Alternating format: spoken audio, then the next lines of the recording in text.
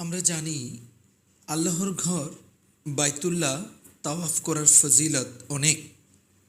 এর মাধ্যমে বান্দা পাপ থেকে পবিত্র হয়, ঠিক যেমনটি তার জন্ম হয়েছিল, এবং একজন গোলাম আজাদ করার সমান সোয়াব লাভ করে। এটি হজ ও উমরাহের এক অবিচ্ছেদ্য অংশ। এটি ঈমান ও আনুগত্যের প্রকাশ। তাই আল্লাহর ঘরকে নিয়ে আমি একটি কবিতা লিখেছি। কবিতাটির নাম কাবা আমার। কাবা আমার মনের ছবি, কাবার প্রেমিক আমি। কাবা আমার স্বপ্নে দেখা, সদাই তাকে চুমি।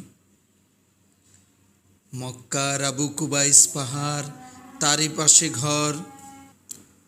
কাবা তওয়াফ করার মূলেই আমার এই সফর। কাবার পাশে ছিলাম মোরা, হারামের খুব কাছে।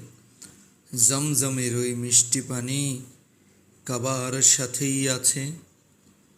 হায়রে কাবা তোর লাগি দিবানিশি ভাবি, সকল ঘরের শ্রেষ্ঠ ঘর বাইতুল্লাহ রাখি ছবি।